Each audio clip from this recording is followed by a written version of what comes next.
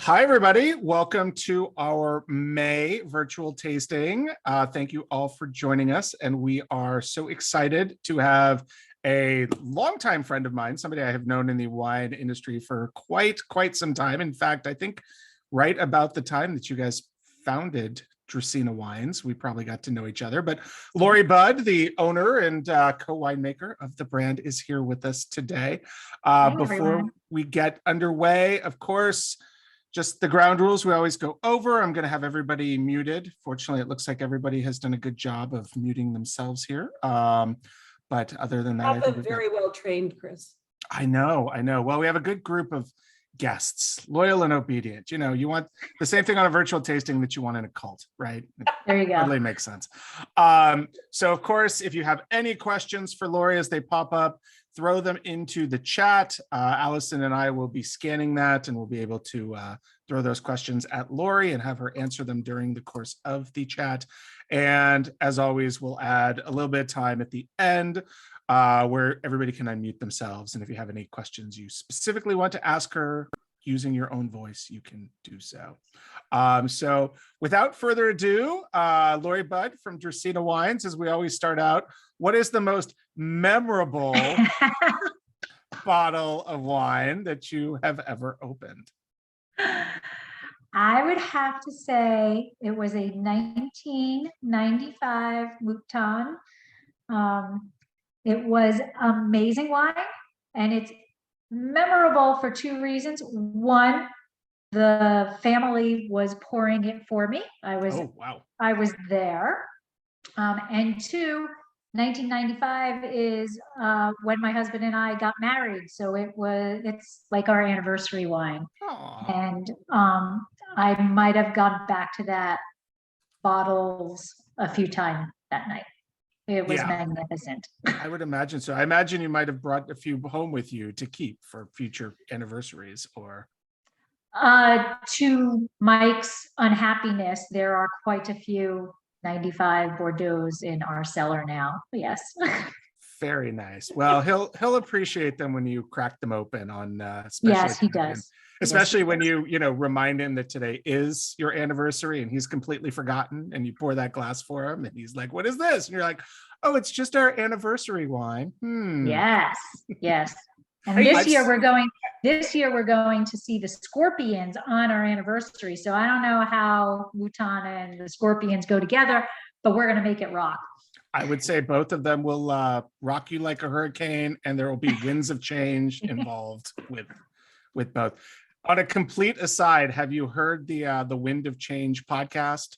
Which, if you have not and you're a Scorpions fan, I highly recommend. But it's basically, there is a rumor out there that this reporter had heard that the CIA was directly involved in the creation of the song Winds of Change as a way to basically help end the Cold War.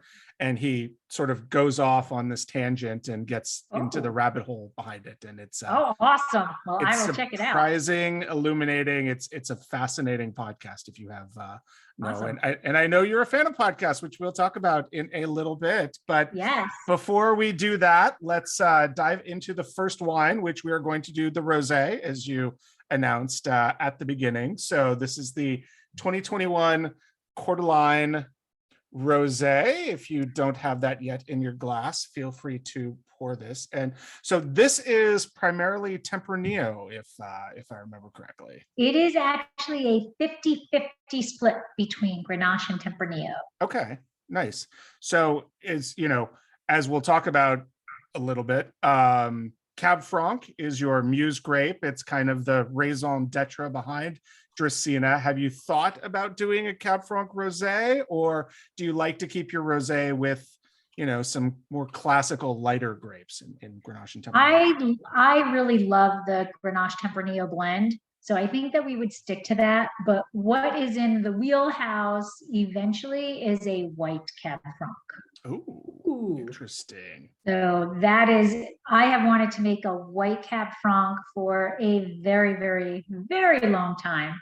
But the issue with that is we pride ourselves on producing exceptional award-winning wines and all of this, but keeping it at a price point where it's accessible, Right. and in order for me to produce a white Cab Franc that I would want to release to our customers, where the price point at this point is just a bit too high. So we need to. I'm curious, Lori, about that, because I have a twofold question on that. First of all, making white wine is a far more affordable way to go than red wine, because you don't have to deal with aging and necessarily barrels. It's a better investment with a quicker return. That's debatable, which I'll get into a counterpoint, but finish. Okay. Please No, finish I know that, there are some producers I've spoken to who are doing white wines because they can get cash back in their pockets faster than putting wine on barrel for 2 years and releasing it. And that can be the cash. So one, how is a Cabernet Franc vinified white more expensive since you're not aging time? And my second question is, because I'm fascinated by red grapes vinified white, why do it? I think they're delicious, but I'm just curious the rationale of it. And I want to, before you get into that, I just want to add one extra question to that, which is, why haven't other wineries been doing it? Because that's something that I've had white Tempraneos, I've had white Grenache Noirs, but I can't think of anyone producing a white Cab Franc out here, Allison. I think I've had one, but I'm trying to think. There's two that I know of. Okay. So first, to Allison's thing, the price point, I guess I've done a very good job at Cab Franc Day and promoting Cab Franc, and the prices over the past few years for Cab Franc have skyrocketed. For the grapes. The grapes themselves. Yeah. And in fact, I was doing a presentation about Cab Franc a couple of weeks ago, and the price of Cab Sauv has increased over the last 10 years by like 14%, but the price of Cab Franc has increased 101%. Wow. So it's great, but it's also bad, Right. No, I was going to say that's not a good thing, because no, I imagine what that means is there are fewer plantings of Cab Franc, and Cab Franc is not being planted at the same increase that Cab is, or there's even declines where people are tearing up Cab Franc and replacing it with. Right. I'm just happy to hear that Cabernet Sauvignon is not increasing exponentially.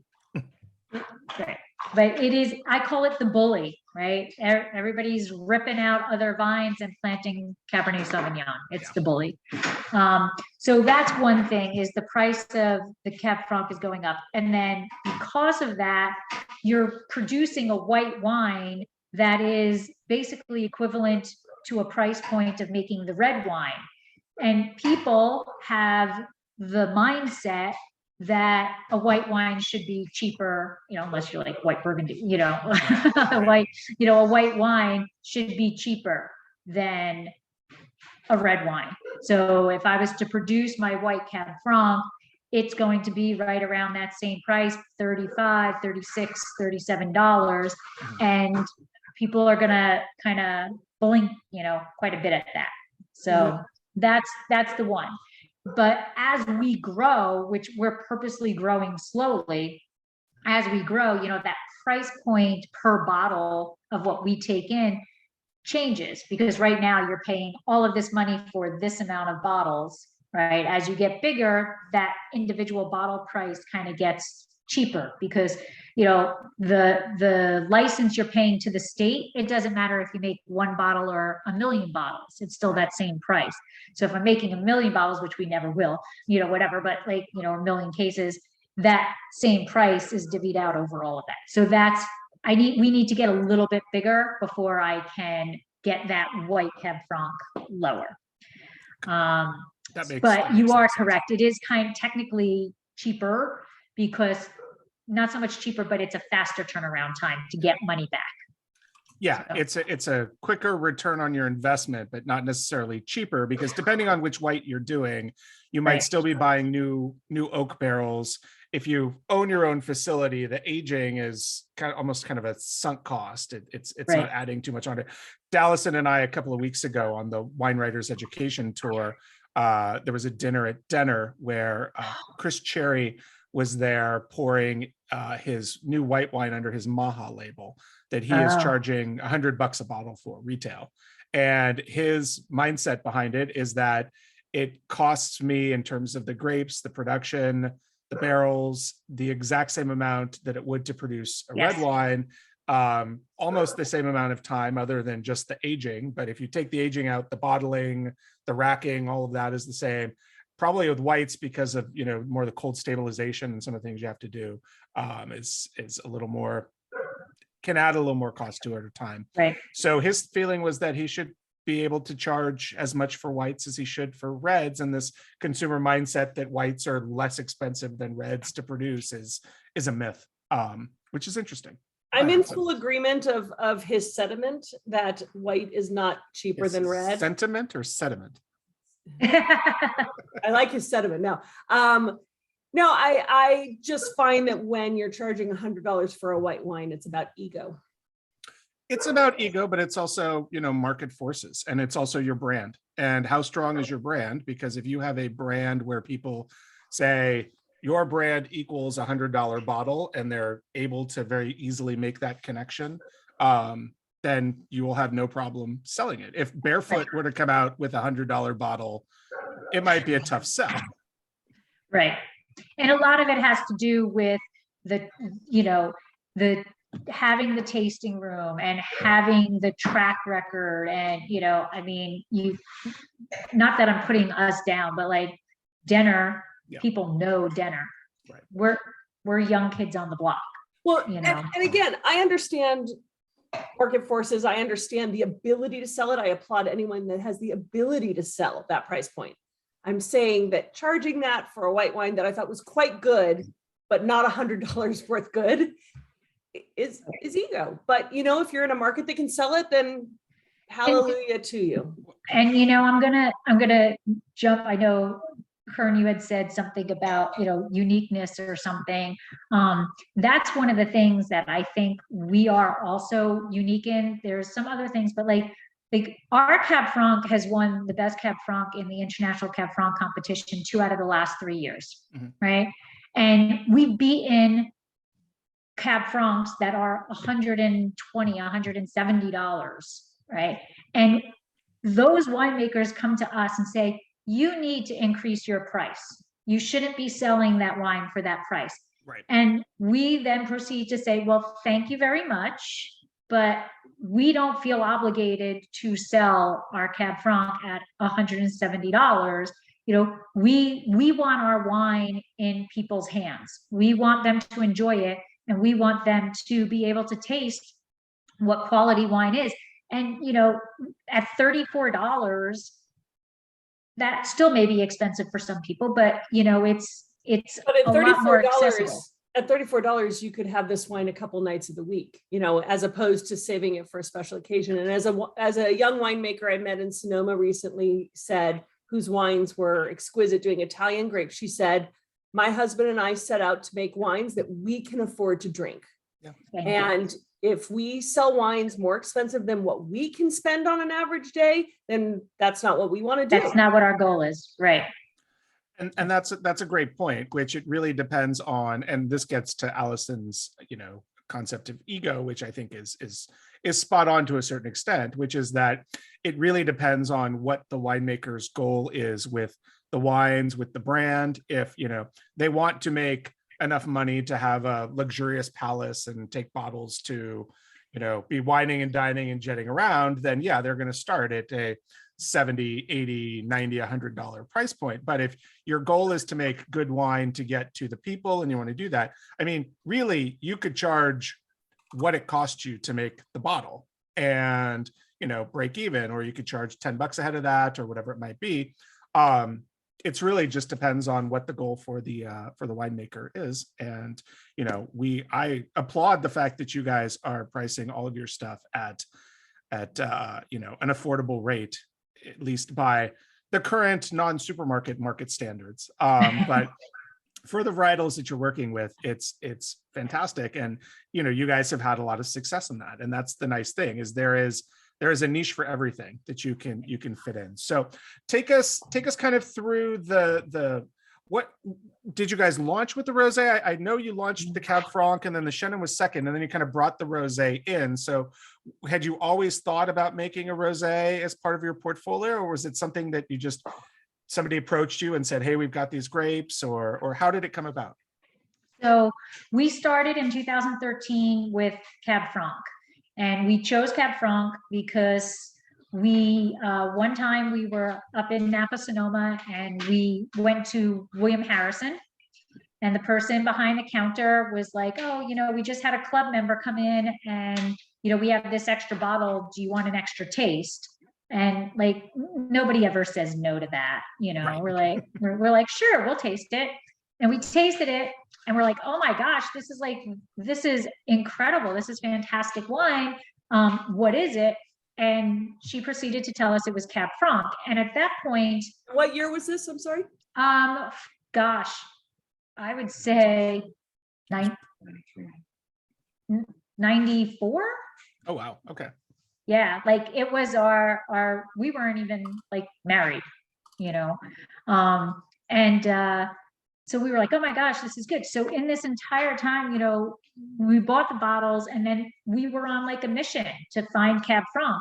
And there just wasn't a lot, as a blending grape, yes, but as a single varietal, it wasn't. And so when we decided to start the winery, we were like, okay, in all realistic, we fell in love with Paso. So we knew it was going to be Paso.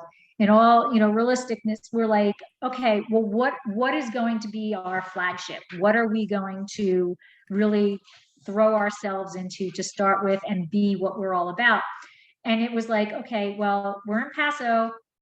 We're not going to do Zin because we're this big and, you can't compete. And we're not going to do Syrah. I'm like, well, you know what?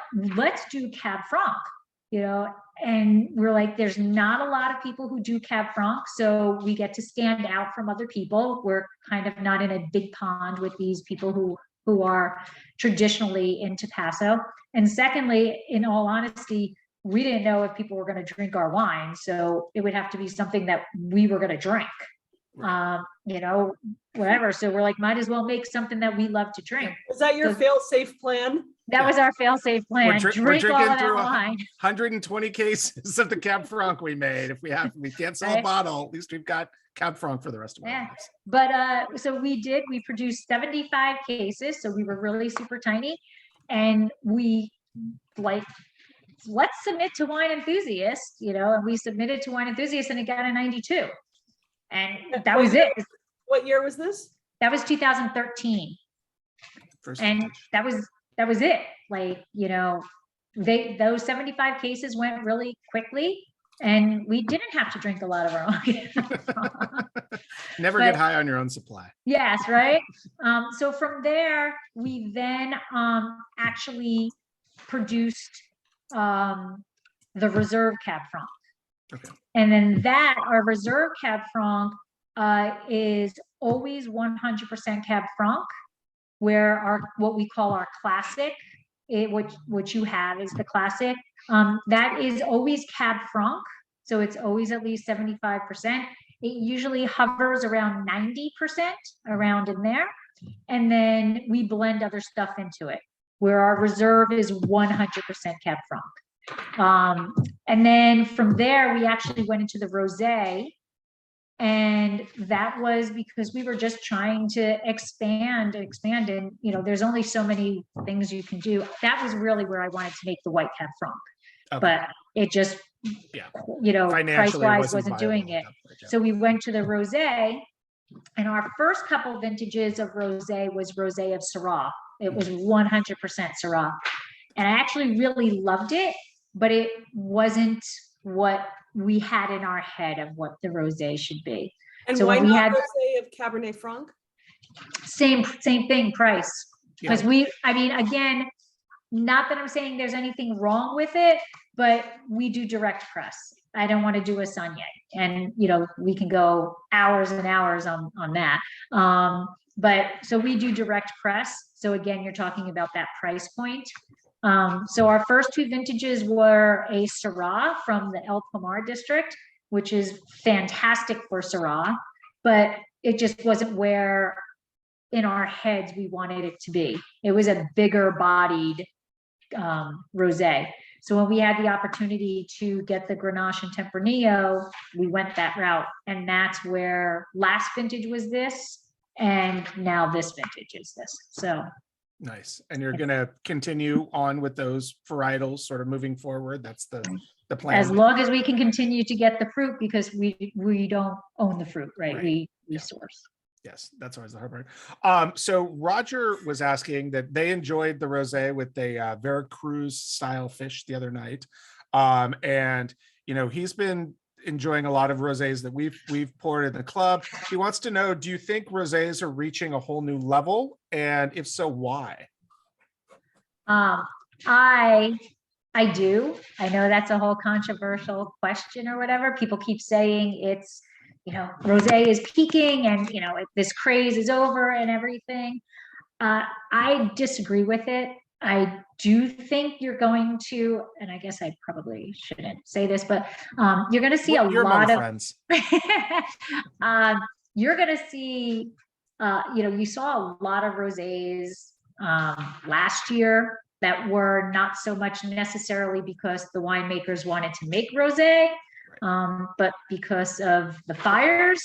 And if that didn't dip the rosé world, I don't think it's going to. I think rosé is something that I think it's like a stepping stone. It's like your gateway wine into, you know, a different wine.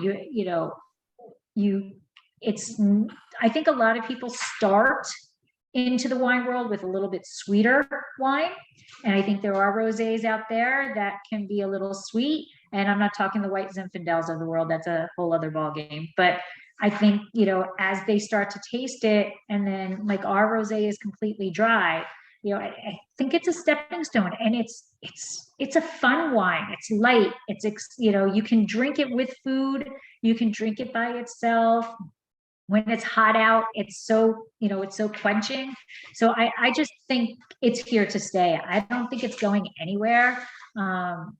It's no longer the white Zinfandels, right? You have very high quality wines out there that are the Matus, you know, or some of those, yeah. You know, it's funny that you say that, because I think we're at a point now where we don't have to justify or rationalize rosé as an entry level or as a this or that. I just got back from a week in Italy where I was on a press trip for Chiaretto di Bardolino, which is the rosés of Chiaretto means pale red. It's a rosé wine from Bardolino in the Veneto area. And there were two things I really took away as a rosé category talker, not specifically that. One is that as one of our hosts, who's a wine writer in Italy, said, let's stop saying that there are two categories of wine, white and red. There are three categories. There's white, pink, and red. And rosé wines are a serious category. They are not a pale red wine or a weaker red wine or a lighter red wine. They are a food-friendly yet crisp. They offer something totally different that a white wine or a red wine can offer. So they are a category unto themselves that deserve that. And then the other thing I really took away was, and they even did a seminar where they brought in Tavel wines from France. And what they're trying to really push is rosés of terroir. And while Provence makes beautiful rosés, and there are some serious ones, the whole idea was to get away from the swimming pool rosé. And let's talk about real rosé. Let's talk about rosé that tells you about where it's from, the grape it's made from, and all that. And I think that rosé is getting it. I don't think it's going to decline, because I think rosé is starting to come into its own with that identity. I'll agree that I think over the last couple of years, I think rosé is no longer a fad or a craze. It is now and it's not even really a trend. It's now just a market. And I don't think it's going away in the same way that, you know, it never disappeared in Europe. And I think we're just now realizing it. And, you know, when the celebrities get involved with a wine, that's generally when you know something is here to stay. So the minute that John Legend and Post Malone and John Bon Jovi and whoever it was started making their own rosé brands, you know that we're locked in. Although they make a little bit more swimming pool rosé. Well, but you know, if you have to go swimming pool, that's the way. I mean, there was no Moscato, or Moscato was Asti Spumante, which is what people knew, and then it had to sort of evolve, and now you can even talk about Moscato, you can talk about the Barefoot, but then there are people who want the higher echelons of Moscato, the DOCGs and whatnot that are out there. So it can exist for everybody. No, well, go ahead.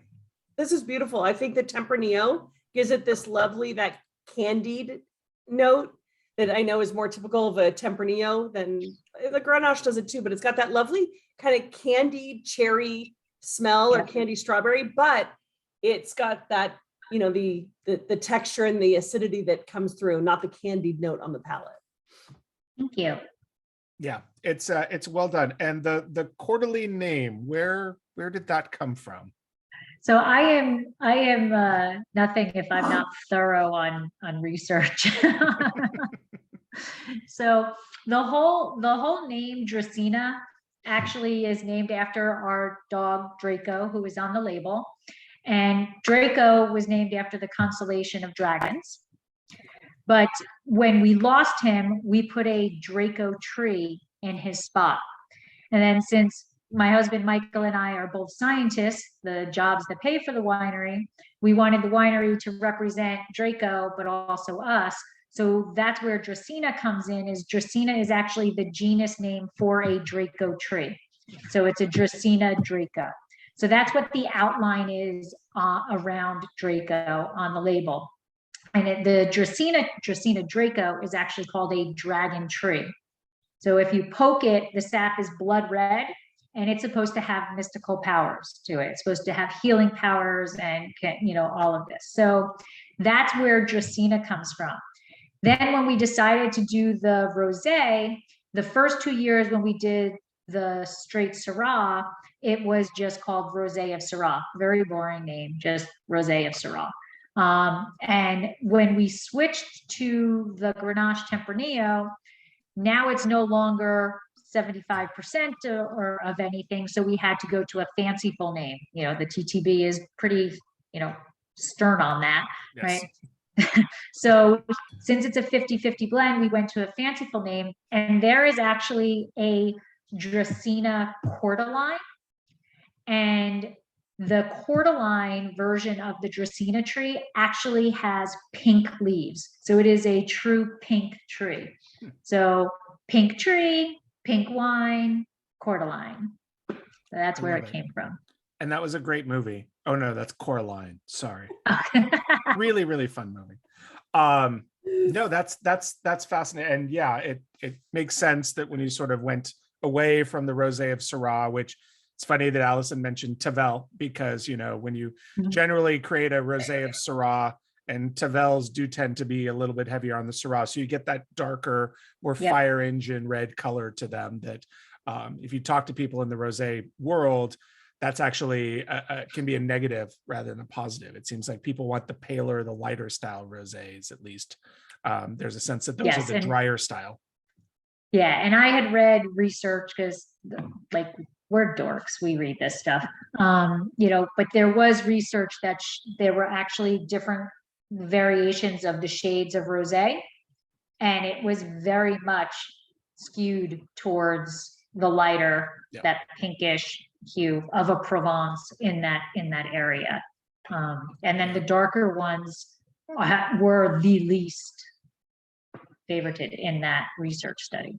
Yeah, fun fact: every winemaker is a dork or a nerd in some way, shape, or form. Some way, yeah. To get into it, you have to be, pretty much. Yeah. So before we move on from here, let's talk a little bit about food pairings with this rosé.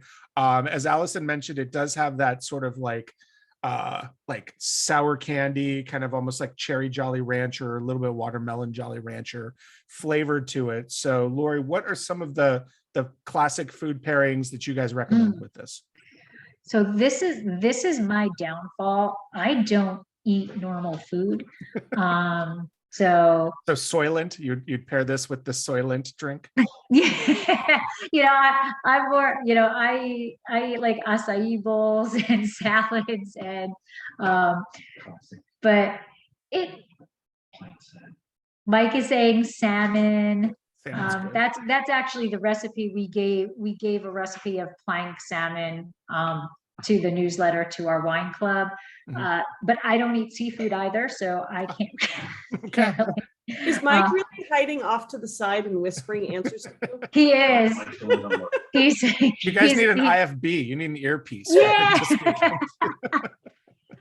Yeah. I told him, I said, do you want to come on? Because they're going to ask me about food. And I'm just going to say pasta, you know. Safe. Also paired with sun-dried tomatoes. Oh, yeah, that is true. He said the sun-dried tomato stuff. And we did, I make a focaccia pizza. Ooh. And that was really good with it also. That. Yeah, I mean, I know you don't eat seafood, but this to me would be just such like a choice sushi wine, like especially if you're doing the nigiri, like the classic cuts of fish on a little bit of vinegar rice. I could just, because it's got that good crispness, that dryness, I don't think it's going to interfere with the flavor of the fish, whether you're going, you know, your toro, your maguro, or some of your lighter. I would focus mostly on like tuna and salmon, because I think I think you can do some of the lighter stuff. It has the texture and body. I think it could work with a yellowtail, but I think it'd be really good with the salmon and tuna. Yeah. I would love to pair this with like a nice octopus or a squid, the calamari that they do there. But yes, so sushi works for this. So excellent. Yeah, it's good. Okay, before we move on to the Chenin, let's talk a little bit. I'm fascinated to explore this period between 1994 and 2010, when you had the Chenin Blanc that sort of awoke the passions of wine, and then 2013 when you launched your first vintage. So tasting that wine, had you always had in your mind that you wanted to start a winery, or was that kind of the spark that lit the fuse? Or because you guys were living in New Jersey at the time, so to go from New Jersey to owning a winery in Paso Robles, a wine label, and buying grapes from there, that's a big leap. How did that come about? So my undergrad is from Whittier College in LA.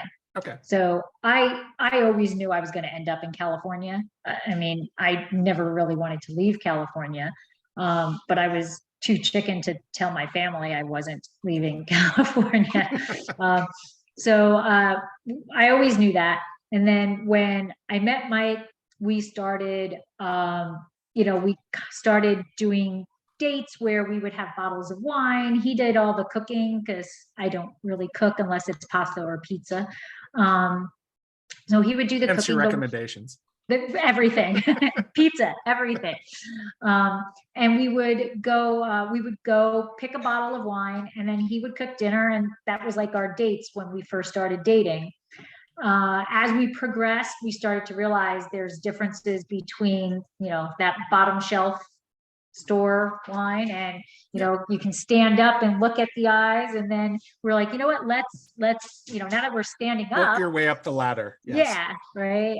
Then we started doing trips where we could taste wine. We went to the Finger Lakes, we did, we went around, and then we really did fall in love with wine. And so we started talking about being in California and having a winery. But what we did was we started with this thing called Bacchus Wine Club. And what we did was it was this group of people. It was a business, but group of people started at the same time, and everybody got the same fruit. They actually trucked the fruit from Lodi, California. Oh, wow. To New Jersey. And then you were at this facility, a big warehouse facility, and you made wine. And it was supposed to make wine with us type of thing. So we did that. And when the fruit came in, you can imagine what it looked like being trucked from Lodi, California to Jersey. Yeah. And so Mike and I are there, and we're pulling out all of the bog, all the materials other than grapes, and any grape that had mold on it, which there were a lot, we were pulling out. Meanwhile, everybody else there is like getting drunk and just having a good old time and taking their grapes and throwing them in and doing all of that. Can I stop this with my feet? Yeah. And so at the end, you have this big party for everybody who started at the same time you started, and you're supposed to bring some of your bottles, and it's this big party, and everybody's tasting everybody's bottles, and they're tasting ours, and they're like, well, why does yours taste so much better than ours? And we're like, because we didn't put mold in our wine. Like, we actually made wine. And so we did that. Then we realized, we did that 2 years, and we realized grapes being trucked cross country is not a good option. So then we went to Crush Pad, which used to be in San Francisco. And there we got really lucky. We found fruit from White Hawk Vineyard. Nice. And yeah. And so we've always were making Syrah. It was Syrah. Yes, Lodi, New Jersey. No, I don't buy grapes from Lodi, New Jersey. Nobody does. Um, Even though it's the Garden State. It is, yeah. No. So then we went to Crush Pad. We got lucky. We found this fruit from White Hawk Vineyard, Syrah, and it just was amazing. It just was such phenomenal fruit. And then what we started to do was we started working with Weimaraner Rescues, and we started doing what we called wine and cheeses. So people would donate money to the rescue and then come to our house, and we would pour our wine for them. Nice. Because you couldn't sell it, right? Right. So we would pour it for a donation. Where you couldn't sell it, but donation. Right, yes. So we did that, and everybody just loved it. And people kept saying, you should do this, you should do this. And then, so many people telling you should do it, you start to think. And then we knew we were going to retire to California, and we went and bought property in Arroyo Grande.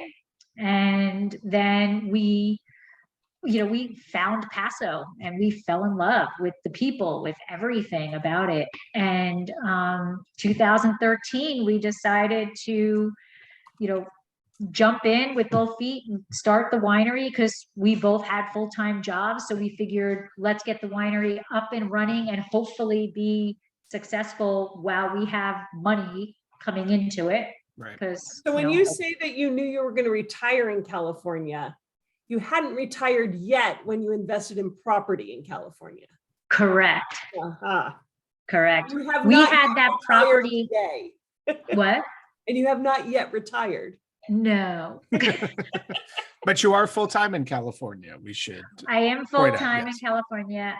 We had that property in Arroyo for 20 years, I think. And we just sold it last month because we bought a place in Paso. Well, it's a good time to sell. Maybe not the best time to buy, but right, yeah. Exactly. But right. Yeah. But so that's just it. What? You recently moved out right to California full time. That was like the only positive COVID thing that came about. Yes, because my job that paid for the winery was teaching. And so I was able to continue to teach in New Jersey from California. So. And you teach science? No, I used to teach AP Bio. So my first job where I met Mike was microbiology. So we met at work for a food company, and I did micro and he did product development. And then I left and went into teaching. And I taught AP Bio, and then they started like messing with me, and I got my Jersey attitude going. They had me teaching like one class in one room and another class in another room, and breaking down AP labs is not exactly the easiest thing. No. So I played college, I played sports through, I lettered 12 times in high school. I played 2 sports in college. I did all this, right? So I was like, I'm going to go teach phys ed. I'm going to get paid the same amount of money to teach phys ed as I do, AP Bio. So I did that. And then somehow I fell into this program called Project Adventure. And it's teaching kids how to work together, cooperation things, but through rock climbing, zip lining, tying harnesses, all of that stuff. So I pretty much taught adventure ed. Nice. Yeah. And That that's sounds actually like a what lot I'm of doing fun. now. Yeah. What? That sounds like a lot of fun. Oh, it's so much fun. It's so much fun. And now that I'm here permanently, I'm now teaching that at Fresno State. Oh, cool. Yeah. In sixth grade, we had a class called cooperation, which, we didn't go ziplining and whatnot, but it was a lot of like games and activities that you had to learn with. And I know I didn't go to some like weird Montessori school. So just get that out of your mind. I was just in a public high school. High school. Hey, And I Mike- learned that stuff in grad school when it comes to conflict resolution. True. You put people together on a task, and that's how you get people who have opposing backgrounds or views or, lifestyles, whatever. If they have a common goal of changing the tire of a car or Yep. figuring out how to build something, you learn that you can work together with people because cooperation. Absolutely. No, I did see that question. Yeah. So we can jump in and talk about Cab Franc.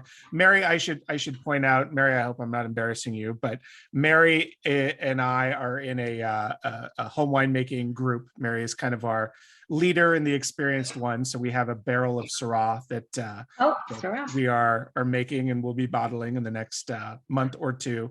So her question is there a propensity to grow Cab Franc in the Midwest because of the cooler temperatures? And it is true that Cab Franc is that grape that seems to pop up. It's the only vinifera grape that really pops up across the country. You find it quite a bit in the Finger Lakes region, which you mentioned earlier. Virginia obviously grows quite a bit of it. You do see it in Michigan and in a lot of the Midwestern states. So what is it about Cab Franc that makes it such a hardy grape that it can exist anywhere in the United States? So it actually is an early ripener compared to its child of Cab Sauv.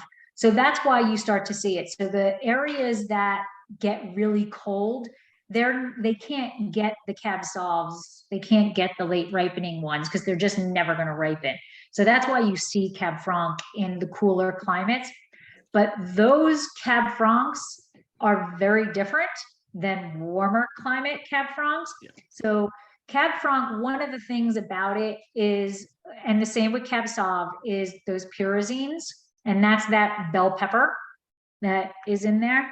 Now, we do not particularly care for the bell pepper, right? Which is one of the reasons why we're in our vineyard that we're in, the vineyards that we're in, is because of how it's being trained and all of that stuff. But so if you're drinking Cab Franc from the Finger Lakes or from Virginia, or the Midwest, those Cab Francs are going to have a lot of bell pepper in them. Yeah. Because the way bell pepper breaks down is in sunlight.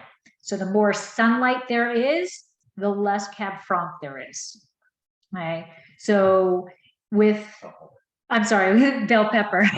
The more sunlight the pyrazines, and you can almost equate the pyrazine with that bell pepper vegetal note that you find on. Right. So those pyrazines break down in sunlight. So in Paso, where we have an abundance of sun, right? We can produce a Cab Franc that doesn't have that bell pepper. Okay. And then we help that by how we train the vines with the leaf cover and all of that stuff. In the cooler climates, they don't get enough sunlight to break down those pyrazines fully. So you're going to get the bell pepper, you're going to get those pyrazines. And it's a palate thing, whether you like the bell pepper or you don't like the bell pepper. It's not good or bad, it's just what that palate is. But because it's an early ripener, that's why you see it in the cooler climates, because it can actually get ripe, where the later ripeners can't, they're never gonna find ripeness. And I also tend to see, because of that shorter ripening period in those cooler climate areas, that those Cab Francs tend to have a lot more acidity to them.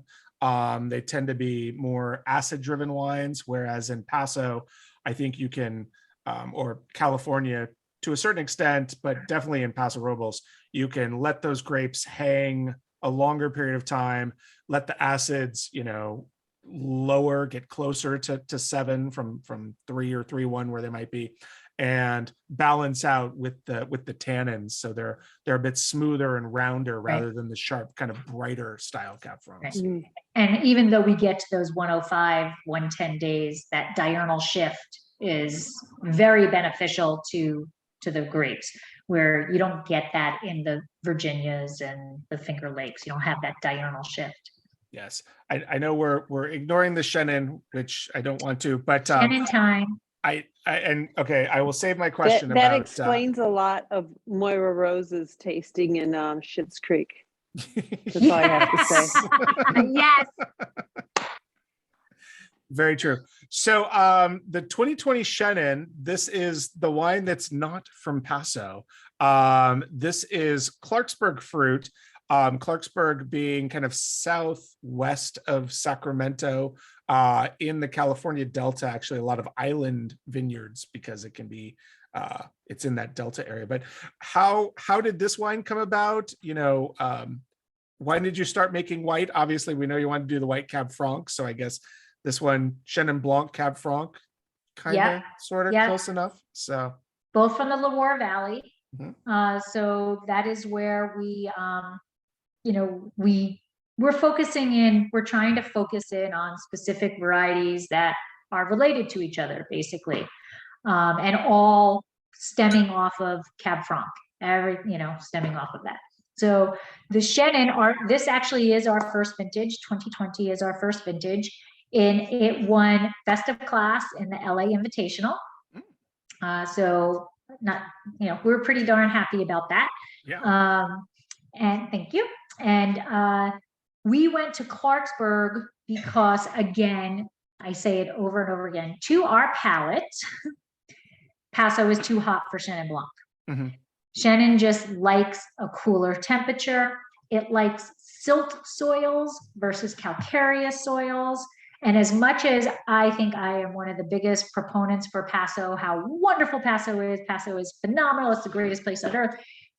Nothing is perfect, right? So we want our fruit to be the best it can be so that we can make the best wines.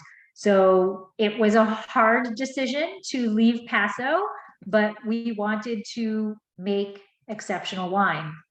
So Jancis Robinson, who famous wine, she actually said that if you took the Loire Valley out and plugged it into California, it actually is Clarksburg. I figured if Jansen likes Clarksburg or equates Clarksburg to the Loire Valley, that was good enough for me.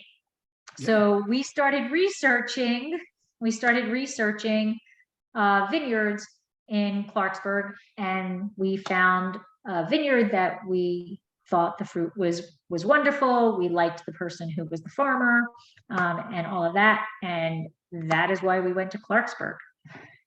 Very nice. Yeah. Also, there's just very, very little Chenin Blanc here in Paso. The only production of any note that I know of happens way out in the San Juan or the Paso Robles Highlands area, which is, way to the east out towards Shandon. So it's even warmer out there. I guess they have sort of pockets of coolness because it's a little higher elevation, but it's a difficult grape to find in Paso, because I know some winemakers who have wanted to make Chenin in the past and just haven't been able to find any in this area. Right. And we were laughing. We were listening to a podcast that Gary Eberly was on, and Gary is Paso, right? And he's the godfather. He is the godfather of Paso. And in it, he actually says, Paso is phenomenal. We can make all of these great wines. It's exceptional. I think there's I now know there's 64 varieties that can grow in Paso, and all these, he's like, no, I take that back. Not Chenin. So I'm like, all right, see, we were right. Yeah, we'll even force Pinot Noir and Chardonnay in here, but just not Chenin. Right. And there is Chenin, like you said, there is Chenin in Paso, but it all comes down to what you like, what your palate is. And you've got to make wine that is to your palate. I can't make, we can't make an award-winning wine if we don't know what we're tasting, right? We have to go off of our palate. Yeah, absolutely. And when I had my Forgotten Grapes wine shop and forgottengrapes.com, and I would find celebrities or pop culture characters to equate with a grape, Chenin Blanc to me was always Helen Mirren, because it is this sort of this grand dame grape. It's been in California for, decades, if not at least a century. It was so widely grown in the 60s, 70s, 80s. It was a major component of the jug wines, the Ernest and Julio Gallos, the Carlo Rossi's, that were the Chablis or Rhines or whatever you called it, heavy Chenin.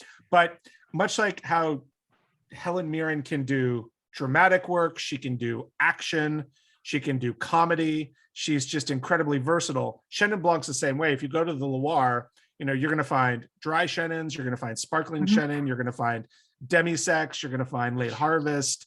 Chenin has this incredible versatility to it. Yes, it's a very variable grape. It just can be anything, and it can excel in any of those. You just have to know what you want it to be and allow it to be that. Nice. Mary says we have to see The Duke, which is playing in Morro Bay right now. Helen Mirren's in it. I didn't even recognize her. She's amazing in it. It's just the movie's incredible. Okay. It's a surprise all over the place. I still have a photograph of her in a red bikini as my screensaver on my computer, but that's neither here nor there. So that's kind of worrisome. Okay. Take us through the production of this Chenin. So you guys working with this vineyard, they're, are they kind of telling you how they're going to produce this Chenin, or do you have any oversight over the vineyard? Or we won't sign a contract with people who don't let us produce the fruit we want to produce. Okay. It's a lot easier in Paso because it's a lot closer for us, but we're in constant contact with the vineyard manager and giving us, chemistry and all of that stuff. And, as it gets closer, we'll go up there and taste and do things like that. We would never, and that's one of the things I think is also special about us is we don't just buy fruit from a vineyard, right? We have specific blocks. Our Cab Franc, we know exactly where that fruit is coming from. It's the same rows year after year after year. It's farmed in cooperation with the vineyard owner, the vineyard manager, talking and communicating what's the best way to do this. So we're in constant control of what that fruit is. Nice. Okay, so you're constantly monitoring the grapes. They're sending you all the statistics, the total acidity, the pH, the Brix level, all of that. And then, basically, boom, it's time to harvest. So they're picking the grapes for you and then shipping them down? No, we go. Oh, okay. We don't wake up early. We now go down the night before. Yeah, smart. We go down the night before, I should say up. We go up the night before, have learned the first vintage, this vintage, we learned where not to stay. I saw more drug deals going down in that parking lot in those few hours that we were there. I stayed in that hotel just in Riverside, so California. So last year was a very different story. We changed where we stay. But we go up the night before, we drop off the bins and we go to the vineyard and we are there while they're harvesting for us. And then we throw it in the truck and drive down to Paso and process. Nice. And where are you guys making your wine, if you don't mind me asking? We make it at PWS. Okay. So Pacific Wine Services in Paso. Yes. So off of Dry Creek. Yeah. Or on Dry Creek off of Airport, sorry. Yeah. Yep. No, I was just at an industry party there a couple of nights ago. So very nice. You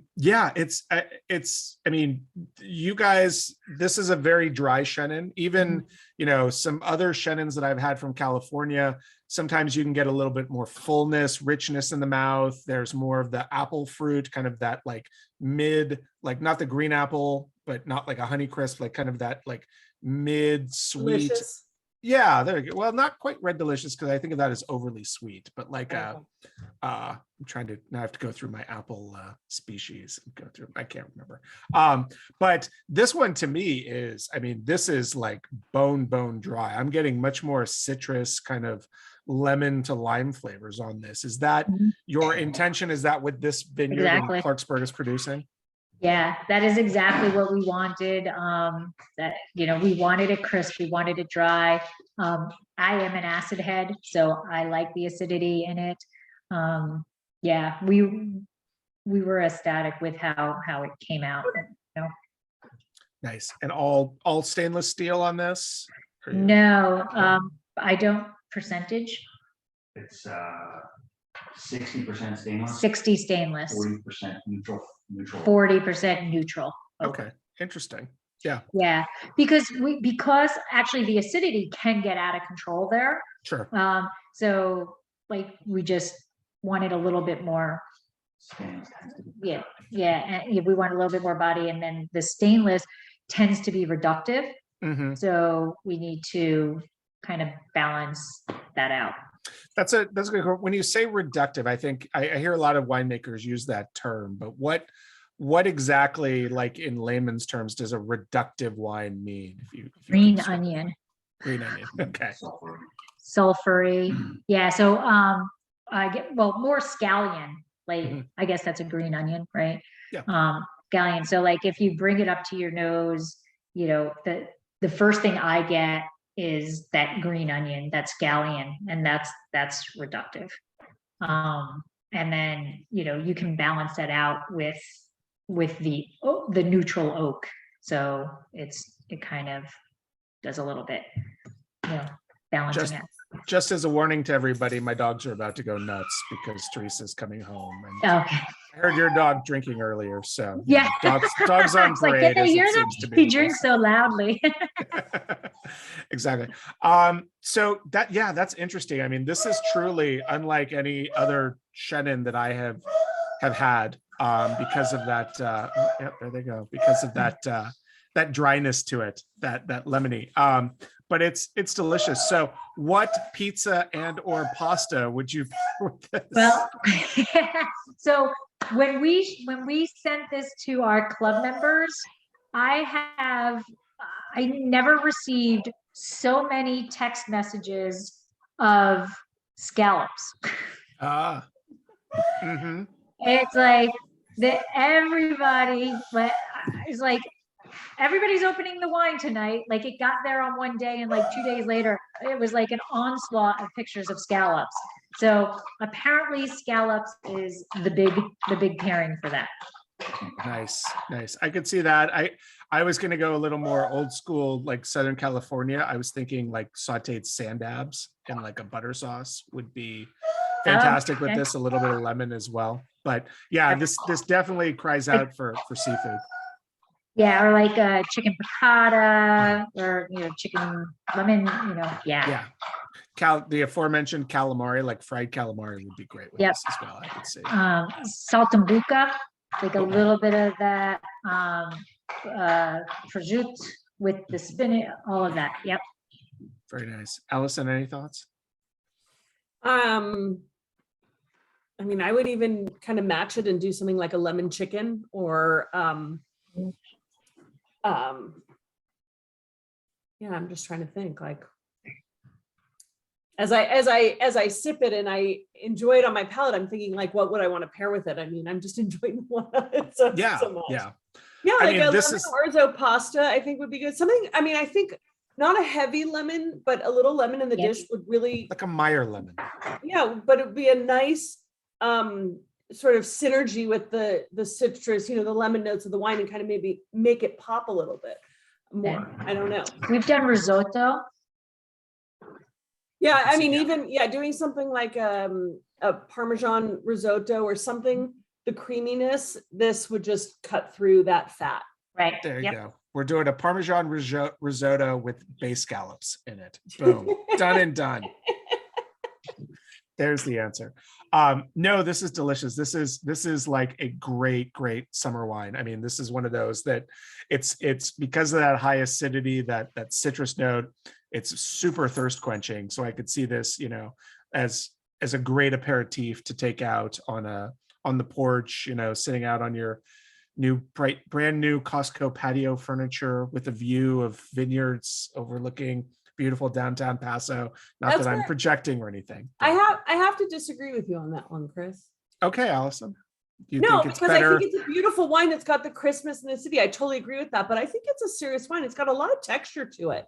And with all that texture and the mouthfeel, it's a wine to be savored in a meal. I wouldn't just drink it in my aperitif. I would savor it with the food. I think much like the versatility of Chenin Blanc, this is a wine that can operate in both realms. It can be the, aperitif porch pounder, like I just want to drink something on the porch and maybe 2 or 3 glasses. That's the other nice thing about this is even though it is a bright citrusy wine, it doesn't have that, at least to me, it doesn't have that that heavy acid burn that you can get with some drier white wines where you can maybe only tolerate a glass or 2. Like this one, it's very smooth, especially on the finish of it. Yeah, it's got the acid, but it's not overbearing. It's, Yeah, and I think that neutral aging that neutral oak might help out, just round off those edges to it. So delicious. Beautiful. All right, we're going to move on to the 18 Cab Franc. We've already been talking quite a bit about Cab Franc, but before we dive into that, I do want to know, so you fall in love with Paso, you decide, this is where we're going to start the winery. Like, what were the next steps? Who did you call? Did you have a mentor? Did you have a guide who kind of helped you navigate Paso? How did you find the vineyards that you were working with? Take us through that process. So when we decided we were definitely going to start the winery, I have 2 master's degrees. Mike has 1 master's degree, and we decided to torture ourselves again and go back to UC Davis and get another degree. So we figured we both know science, but we don't necessarily know grape science, vine science. So we went to UC Davis, went through that program. That gave us some, confidence or whatever.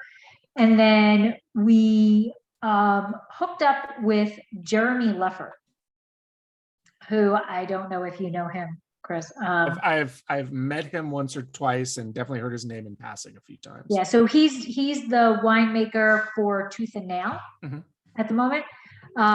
And he was our consulting winemaker at the beginning, and he really helped us out with connections. And the beautiful thing about Paso is, and I always say that the saying wrong or whatever, it's like, the rising tide, raises all ships thing. Yep. Yeah, that is Paso. Like, it doesn't matter. Like, there is not a competition in Paso. Everybody wants everybody to do well. So we just went to wineries and just started asking. We found out, who was making wine from the same vineyard we were making, and we went to that winery and we asked questions, and they answered. There wasn't any, this is what you need to pay attention to, this is what can happen, this is what you need to do. Right. And that's just what we did. We just asked a lot of questions and relied on Paso to help us. So very nice. So how did that lead you to the Plummer Vineyards, which is where you ultimately ended up sourcing your Cab Franc from? That Jeremy knew Joe, and he did an introduction to us, to Joe, and Joe interviewed us, or I should say interviewed Michael on the phone. So Mike, I guess, passed the first interview. And, Joe wanted to know what our plans were and what we were going to do and where we saw ourselves and all of that stuff. And so we passed the first round. And then the second round was we had to go have dinner with him and his wife. And so we went to Joe's house, which overlooks the vineyard. and we met his wife and Karen, and we had dinner there, and we were grilled, like literally questions of, well, how do you do this? What are you going to do? Where do you see this? And we passed round 2, and that was it. We liked him. He liked us. Joe was an engineer before he went into farming. So he has the science background. So it was like kismet that we met. We sat there, and literally the dinner was science dorkness. What's his last name? Plummer. Plummer. Yes. Two M's. 2 M's. Yeah. And what is the vineyard? Plummer Vineyard. Oh. Yeah. It's off of Buena Vista Road. So if I remember correctly. It's on Wellsona. Oh, it's on Wellsona. Okay. It's on Wellsona. So That's right. If you go past J. Lore, it's the next block. It's the next left turn after J. Lore's vineyard. But it's pretty much right up against the 101. So it's kind of, about as far west as you can get on the east side, if I remember correctly. Because it goes, well, you're going to. I think you got the Salinas riverbed right there. Yeah. So, but he's an engineer. So it was science and science. It was like a match made in heaven. And so we started making wine with him. We've gotten like 90 plus points every vintage with his, since we've been in production, even when it wasn't his vineyard. But his fruit is just amazing. And I say all the time, I will never leave Joe. I love him as a person. I love him as a farmer. When it came time to make our reserve, which actually we do call Plummer Vineyard, we were told by all of our friends to the north that we would not be allowed to call it Plummer Vineyard, that we would have to pay all of this additional fees to have a vineyard designation on it and all of this stuff. And, I was like, okay. I called Joe and I said, hey, Joe, can we make our reserve Plummer Vineyard? He's like, yep. Nice. That was it. No fees, nothing. Plummer Vineyard. And whenever he has gifts for people, he sends them our wine. He's proud of it. It's so. Does he sell to other people or make his own wine, or are you?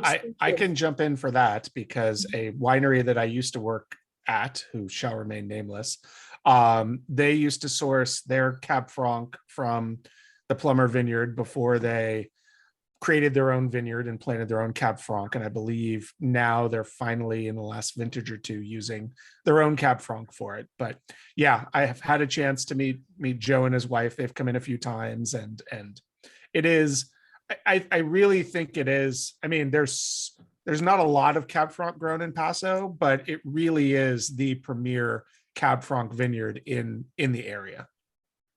Yes. And he just knows what he's doing, and he does grow other varieties. I absolutely love him. I will never leave. I will never leave Joe. You get everything but the Chenin Blanc from him? No, only the Cab Franc comes from him.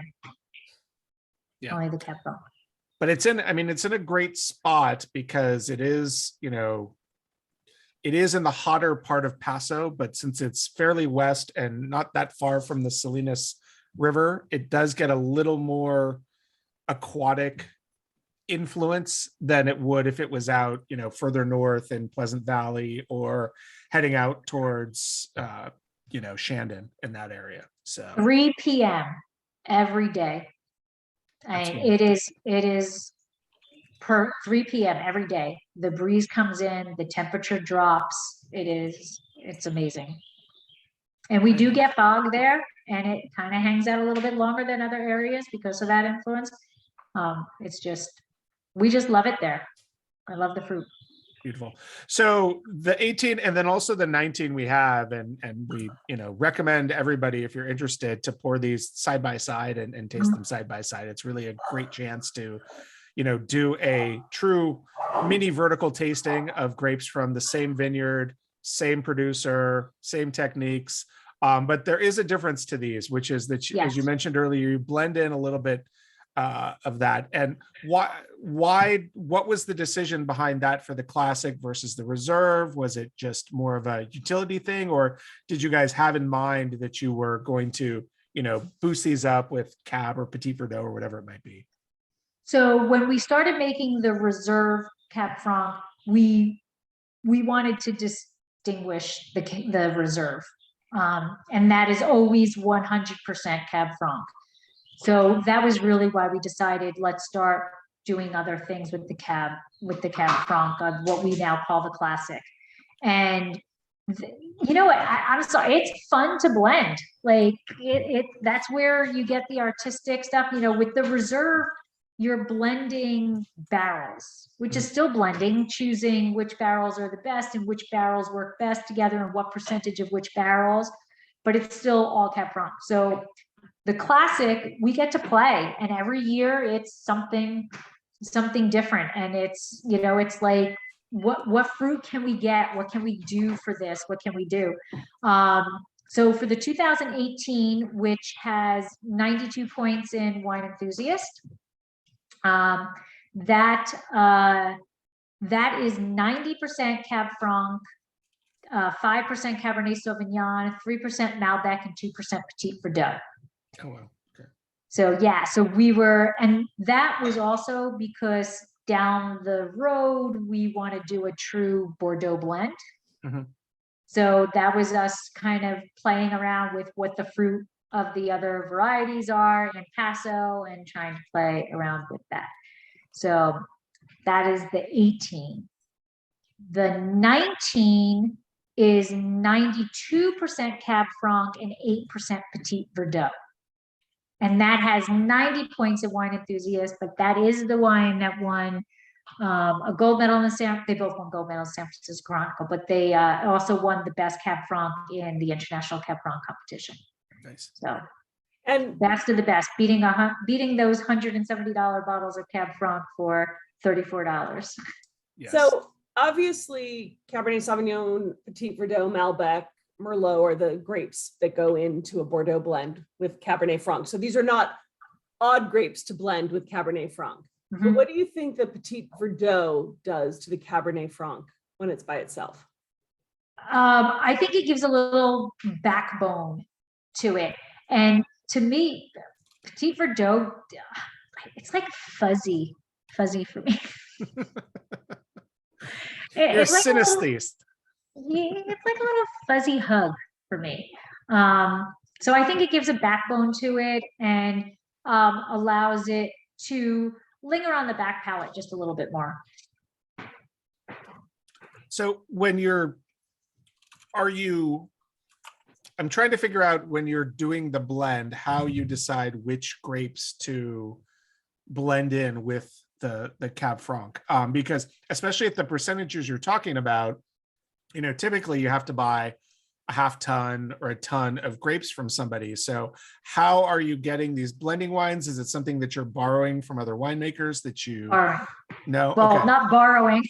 Right. But yeah, obviously, you're like bartering. You're like, hey, can I get some of some Cab to blend into this? Yes. Can we get this? Hey, this is what we're thinking. This is what we would like. And then it literally comes down to 375 milliliter bottles, micro pipettes, things like that. And we're sitting at the table and, okay, we have this Cab, we have this wine, we have this, and we are mad scientists blending and, using 5 milliliters of this, 3 milliliters of this, and blending on a small scale. And then going back to that winery and saying, okay, we would like to purchase this amount of this, this amount of this, this amount of this. Wow. And do you generally do that through Pacific Wine Services, or do you have connections with other wineries out there that you know? As we're in the industry longer, we have more connections that we have on our own. And that's where, it's just reaching out. And again, Paso likes to help Paso. So if they have it,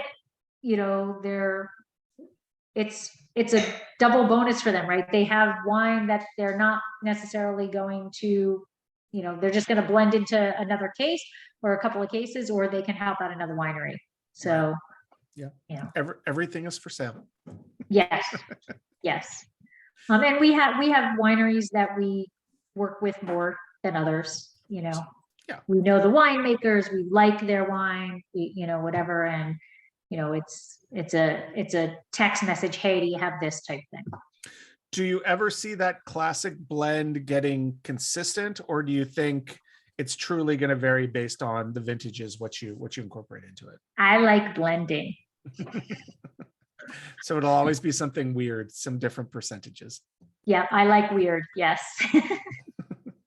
No, nothing wrong with that. So take us through the aging process with this. So you've got the Cab Franc in, you're, doing your fermentation. Are you using any new French oak on this, or is it all neutral barrel? How did you decide on that? 30% new. Okay. Rest is neutral or like second aged white barrels. Okay. White wine barrels. Interesting. And what's the reasoning behind that? Is that just you found that 30% gives it just enough?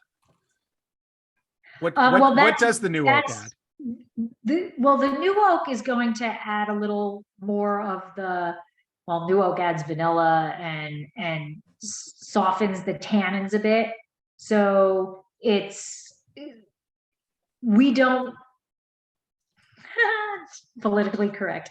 We don't want to be Northerners.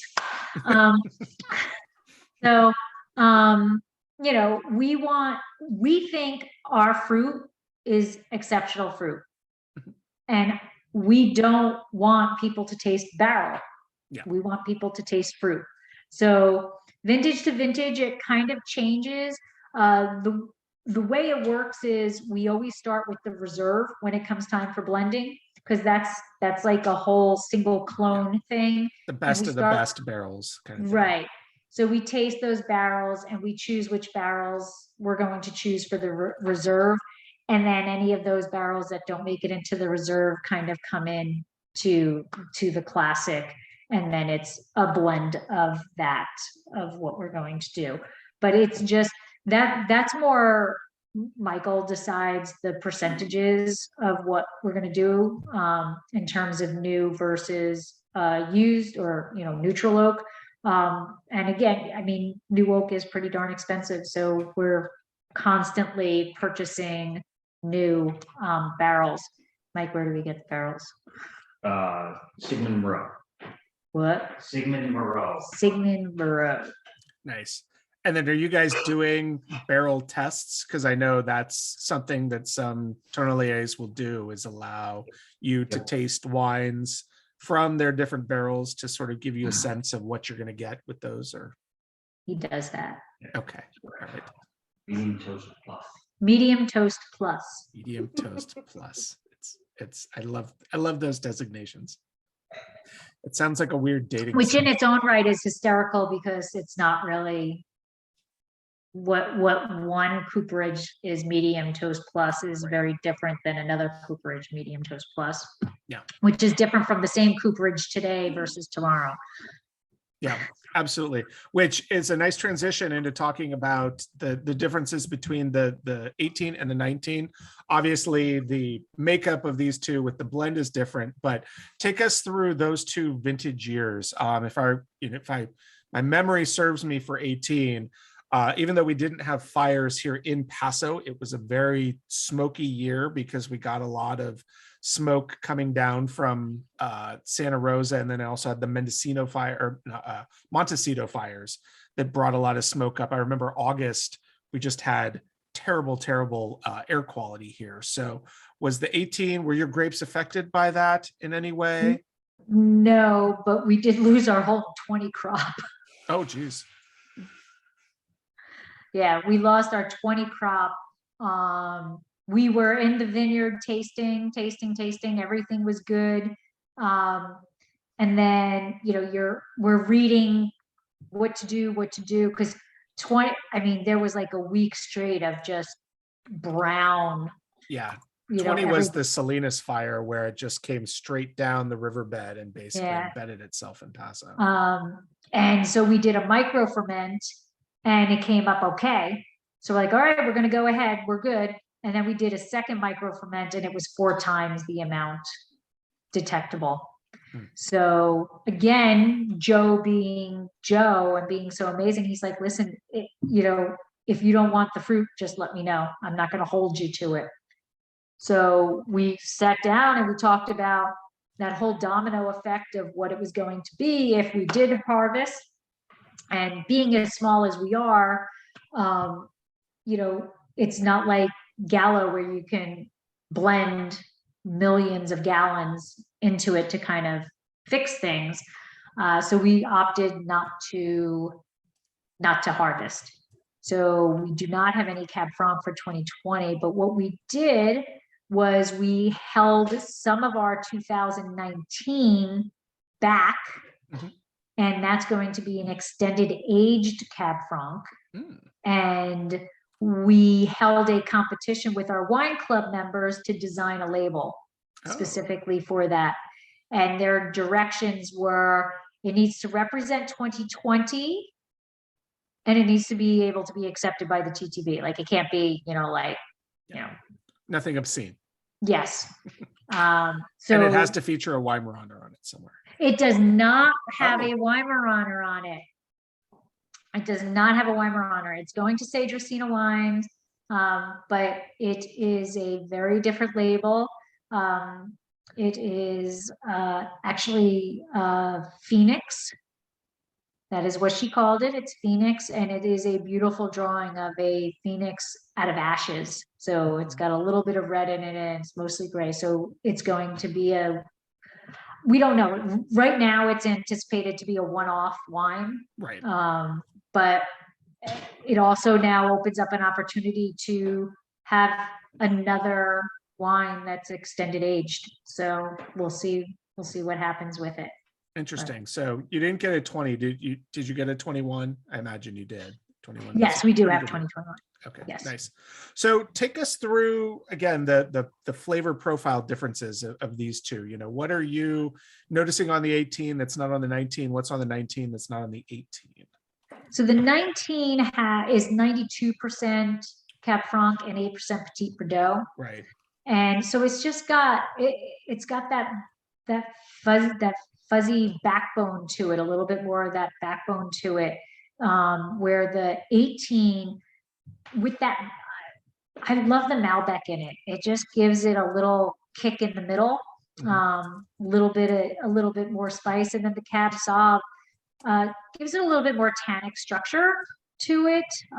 So it's, I think it's just where it, you know, the tannin is a little bit bigger in the 18 than the 19, even though it's a year more in bottle.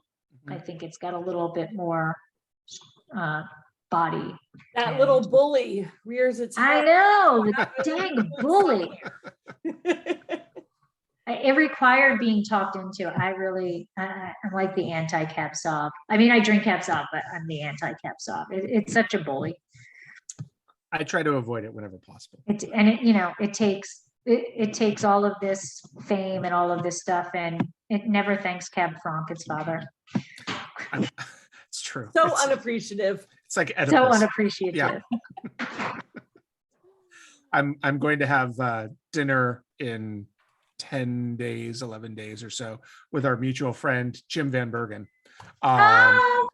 And he asked me what I'm interested in pulling out of his cellar. And I was like, you know, Burgundies are great. Barolos are great. I'm not a Bordeaux guy. So he's like, oh, well then more Fourth Gross for me. And I'm like, that's great. I'll do the Premier Cruise and, you know, your Barolos. Don't drink them all, because he asked me the same question and I'm going to see him in July. So don't drink all the wine. Yes. I think it's virtually impossible to drink all of the wine in Jim's Jim is the most generous, most amazing person. He is, his soul is just like, woo, you know, so generous. He's a good guy for a ginger. So, you know, that's how I look at it. No, these are nice. I find the 18 to be a little leaner, just in its structure, especially like in the mid palate. Whereas I think the 19 has more of a roundness, a lushness to it. That's that Petit Verdot. Yeah. That fuzzy. It is fuzzy. You have to taste the wine to fully understand your fuzzy descriptor. And then it's very clear. No, but both lovely. What do you see for longevity of these wines? Obviously you guys have only, you only have the 13 vintage. You're kind of coming up on the 10th year from that. Hopefully you've held a few bottles back and you're still opening those up and getting a sense of the ageability. Joe's Vineyard is phenomenal. But what do you think? How long do you think these wines can age? Are they, peaking now? Could they be peaking in a few years? What are your thoughts? So we initially were like 5 years. In 2013, when we released it, we're like 5 years because 5 years. But we tasted the 2013 like 2 months ago, and it's a beautiful wine, but it still has legs. So and that's at 10, like we're looking 10 now, well 9, but I would say 12 without an issue, but we're not willing to go any further because you don't know yet. we don't know, but we started at 5. We're good for 12 now. We're confident in 12. Nice. Because I don't do the normal numbers. No, you can't. It's 13. I think just leave it at 13 when you get to 13. That's a good one. Just be like 13, no more, no less. If you can get more out of it, great, but we're going to say 13. Yeah.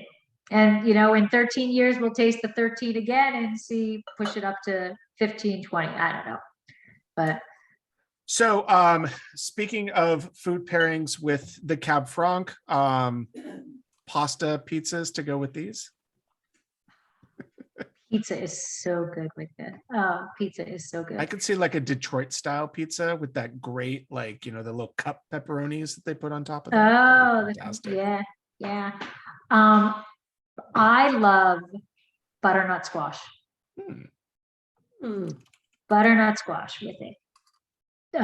Even like, oh my God, like grilled cheese with like Gouda cheese, Manchego cheese, things like that. So good.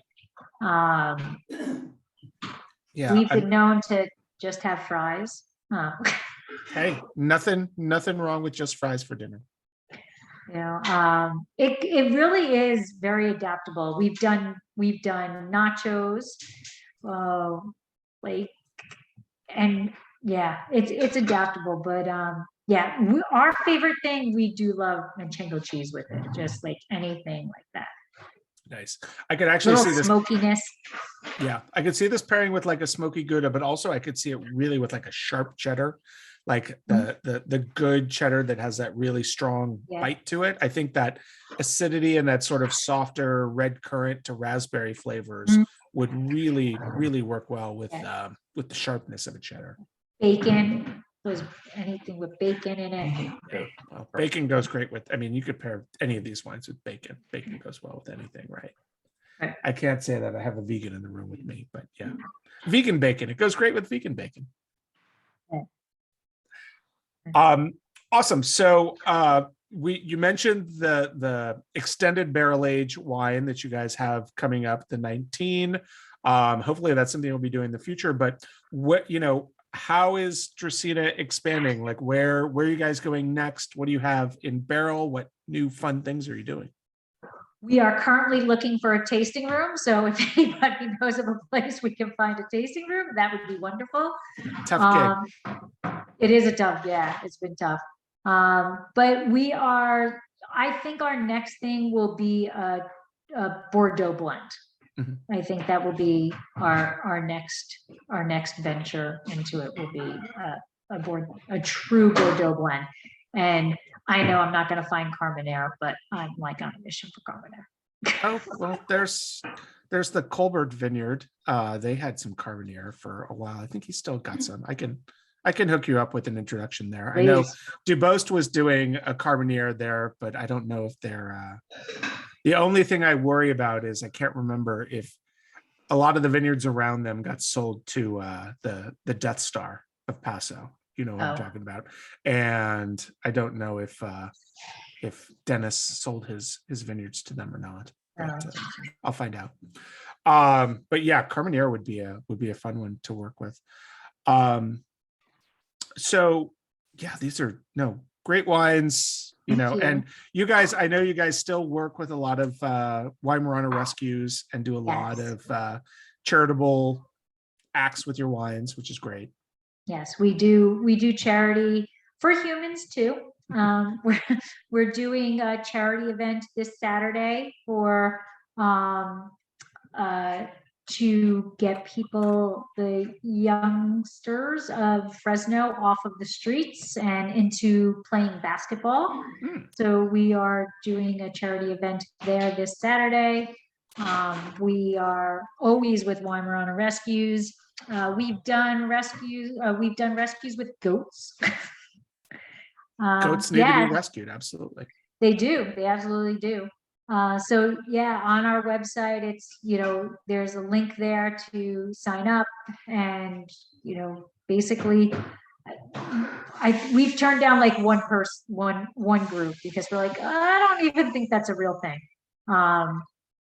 But you gave into those jackasses from We Like Drinking, which I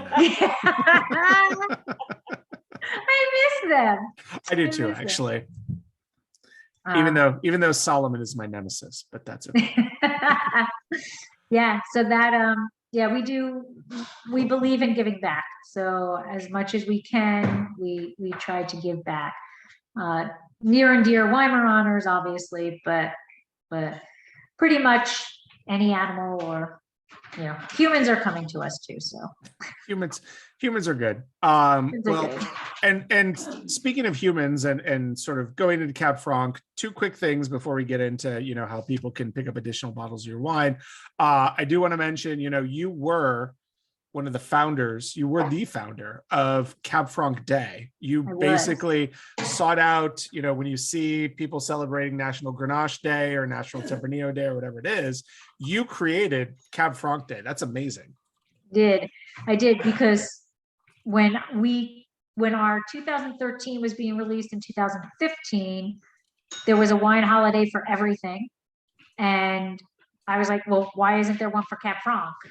Who's responsible? Merlot has a month, Cab Sauv has a day. Who do I have to talk to? Who's the manager? Yeah, right. So I just went to social media and just asked people to start drinking Cab Franc, and I chose December 4th because Cardinal Richelieu, which we have that connection, Cardinal Richelieu, that is the anniversary of his death, and he's kind of like the father of Cab Franc, sneaking those vines in his backpack. That's his birthday or the anniversary of his death. Because I hate holidays that rotate. Right. Because you never know when they are. Oh, it's the third Thursday. It's the fourth this. Just pick a day. So I picked a day. And you started that in 2015? 2015, and I don't know how it happened, but it was second. It trended second on Twitter. And I've just been holding chats ever since. So every year we hold a chat on Twitter, and I do social media for other wineries to promote their Cab Franc. So again, it's all about the grape and showing it's more than a blending grape. I've been contacted by other wineries that make Cabernet Franc around the time, always promoting their Cabernet Franc around Cabernet Franc Day. So you have built something that people utilize. And you're on the national registry, right? Because there is like a national registry of those days. Yeah. And I didn't even pay for that. I don't know. That just showed up there. Yeah. We're like everywhere. You do days of the year or all that stuff. It's all there. Yeah. It's on your Microsoft Outlook calendar. It is. And then, we were talking about podcasts earlier, and you have a podcast that you co-host called Wineabet Street. So my Twitter handle, I have two. So the winery is called Dracaena Wines. That's the winery. But on the other side, I am exploring the wine glass, and that's what the podcast is called. And that has lots of different things. I do things called Allure of the Pour, where that is, I sit down with other winemakers and we just talk about their wines and, why they do what they do. So that's Allure of the Pour.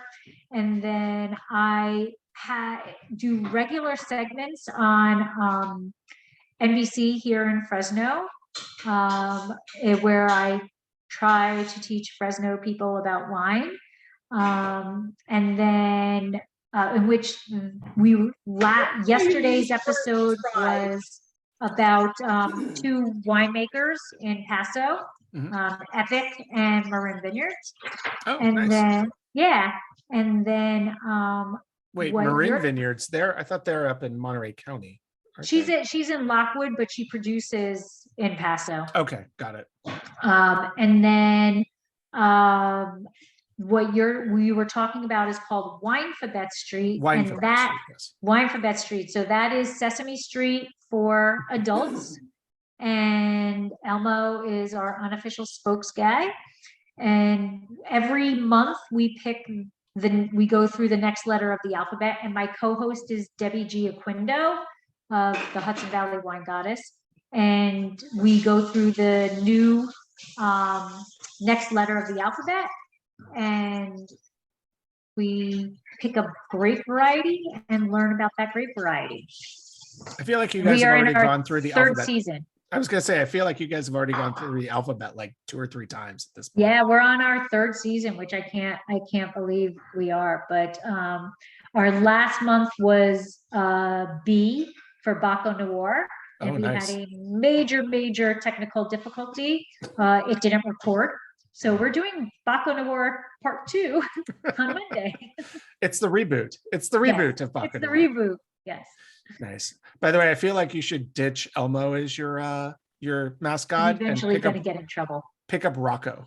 No, Rocco is pretty the way cool. To go. Yeah, Rocco is pretty cool. But everybody loves Elmo. Elmo has attitude. I think Elmo is from Jersey. That's why you go with Rocco, because he's steady. But I like the attitude. Nobody phases Rocco. When Elmo goes off on people, I love it.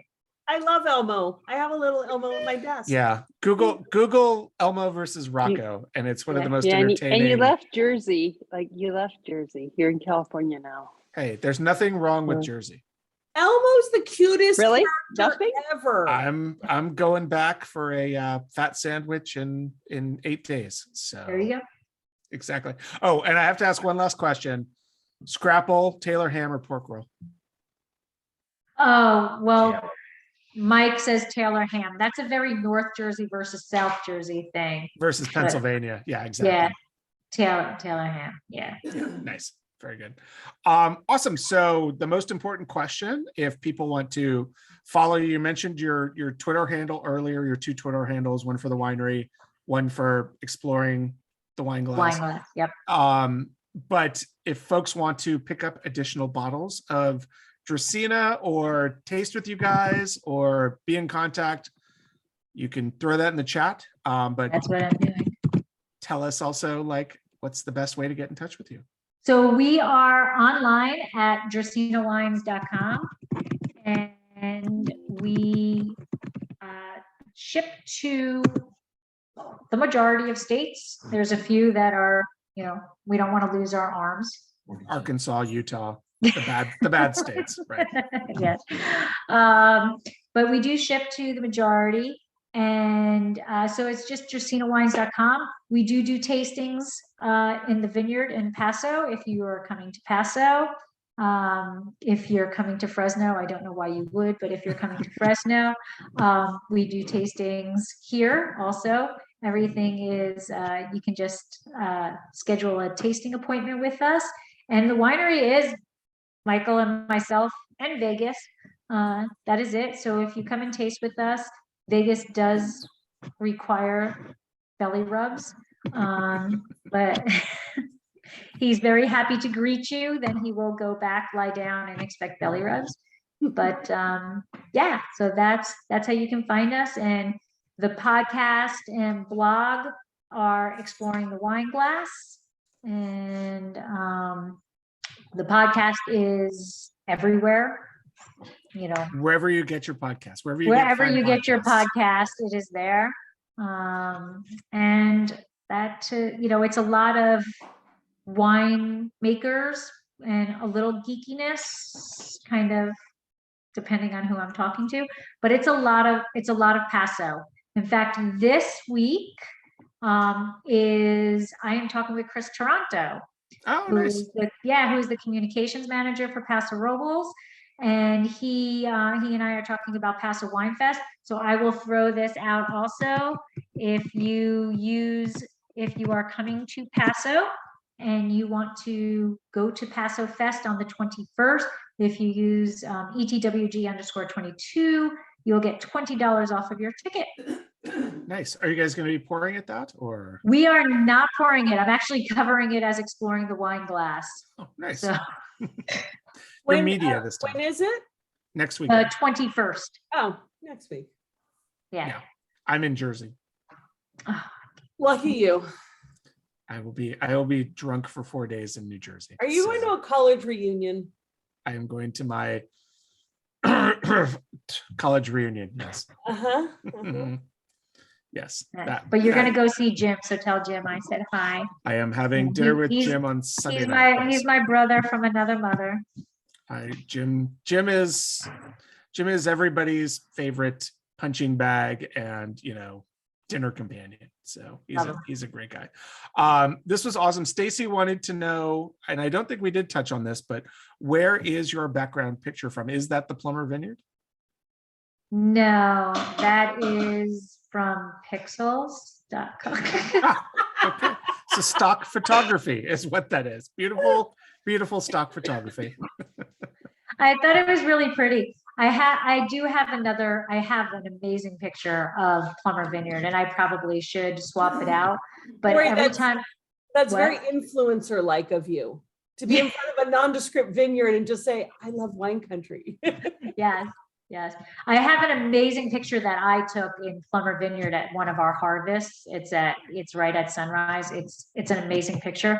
But every time I try to do something like that on the website, I crash the website. So I just stick with what's there. Very, very nice. Awesome. Well, thank you so much for being here. If anybody wants to ask Lori any questions, you can feel free to mute yourself, and hopefully you can stick around for a few minutes. Mike is not bugging you to, you know, make him pasta. I think he's playing tanks on his iPad at the moment. Very nice.